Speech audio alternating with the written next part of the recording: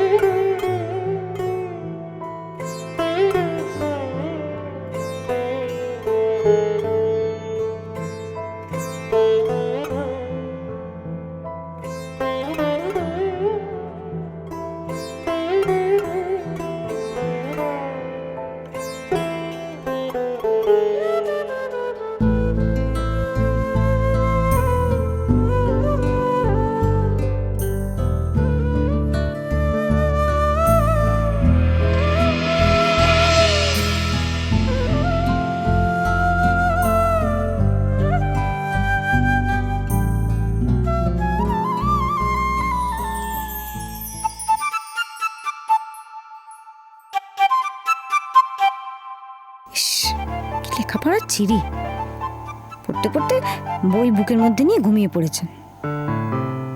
এখন এই জায়গায় এসে শোয়ার কথাটা কে বলবে?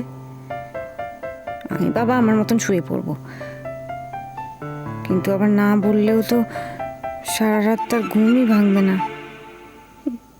এদিকে তো আবার মেজাজেরও শেষ নেই, উনি তো আবার কখনো কখনো নিজে হাতে খেতেও পারেন না, তখন খাইয়ে দিতে হয়। আবার মাঝে মাঝে চোখ দিয়ে জলও গড়ায়। না, সে যতই জল গড়াকে আমি ভুলবো না। এত খারাপ ব্যবহার আমি কিছুতেই মানব না। এত বড় কথা বলে নাকি রিজুদা এলে ঠ্যাং খোঁড়া করে দেবে, রিজুদাকে খুন করবে। কেন? ও ও ও কি কিছু দেখেছে না শুনেছে? ও তো মানুষটাকে চেনেও না, আমি না বললে তো জানতেও পারতো না। নিজে গিয়ে সায়নীর সাথে এতদিন বাইরে কাটিয়ে এলো, আমি তো কিছু বলিনি। হ্যাঁ, আমার রাগ হয়েছিল ঠিকই, সেই জন্য খুব একটা ভালো ব্যবহারও করিনি আসার পর, কিন্তু করবোই বা কেন? আমার রাগ হতে পারে না? আমি যদি ওর কেউ না হই তাহলে আমার হাত ছুঁয়ে প্রতিজ্ঞা কেন করেছিল যে জোরে গাড়ি চালাবে না? তাহলে কেন আমি না খেলেও খায় না? আমি যদি কেউ নাই হই তাহলে আমাকে কেন ভালোবেসে খাইয়ে দিয়েছিল? সেসব তাহলে মিথ্যে। যাকে আমি বাবা এসব নিয়ে ভাববো না, আমি ভাবতে যাবো না। কিন্তু এই চোখের সামনে এরকম করে চেয়ারের মধ্যে শুয়ে ঘুমিয়ে পড়লে দেখতে খারাপ লাগে। বইটাও ওই বুকের সামনে থেকে বইটা সরিয়ে দিলে আবার যদি ঘুম ভেঙে যায়। কিন্তু আমি কোনো কথা বলবো না, আমি একবারও গায়ে হাত দিয়ে ডাকবো না। তো আমার যতটুকু কর্তব্য আমি ততটুকুই করবো।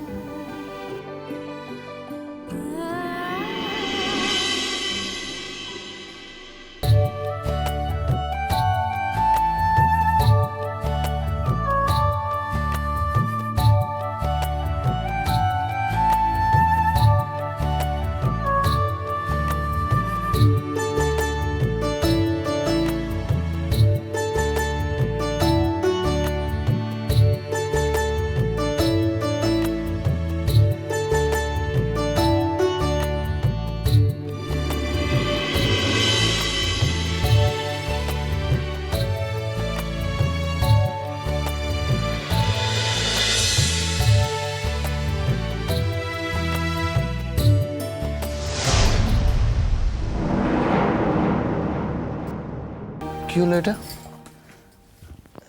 দিলেন বইটার 12টা বাজিয়ে, হ্যাঁ? কে হাত দিতে বলেছিল আপনাকে এতে? মর্ম বুঝবেন এটা? বিদ্যের তো জবাব নেই, বিদ্যাপতি সরস্বতী একেবারে। দিল বইটা ফেলে। আমি বুঝি না, বুঝতেও চাই না। আপনার বই আমি মোটেও পড়বো বলে হাত দিইনি। বয়ে গেছে আমার হাত দিতে। তো বয়ে গেছে যখন হাত দিলেন কেন? কি হলো বলুন? কি আবার, ওই বইটা বুকের উপর নিয়ে ঘুমিয়ে পড়া হয়েছিল, তাই বইটা সরিয়ে দিতে গেছিলাম। তাতে আপনার কি? আমার আবার কি? তাহলে হাত দিয়েছিলেন কেন? বাড়িতে সবাই ঘুমোচ্ছে, আমিও এক্ষুনি ঘুমিয়ে পড়বো। আর একজন বই বুকে করে নিয়ে চেয়ারে বসে, সোফায় বসে ঘুমোচ্ছে। তাই ভাবলাম বইটা সরিয়ে দিই, যাতে একজন ঘুম ভেঙে গেলে খাটে এসে ঠিকভাবে শুতে পারে। তাই আমার ব্যাপারে তো এত মাথা ঘামাতে আমি আপনাকে বলিনি।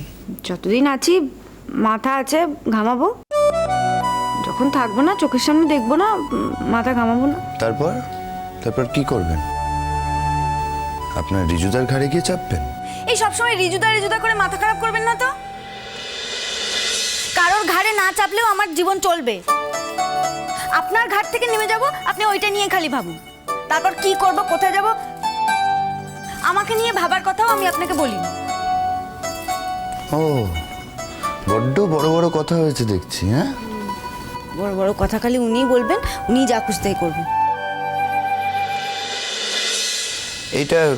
এটা কে এখানে পেতেছে? বিছানাটা? আমার ঘরের বিছানা তো আর কেউ বাইরে থেকে এসে পেতে দিয়ে যাবে না, আমিই পেতেছি।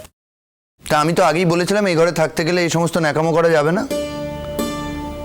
কোনটা লাগানো? এই মাটিতে বিছানা করে শোয়ার চেষ্টা করাটা ন্যাকামো। এতদিন তো এক খাটে শুচ্ছেন, কখনো আপনার সম্মানহানি হয়েছে বলুন?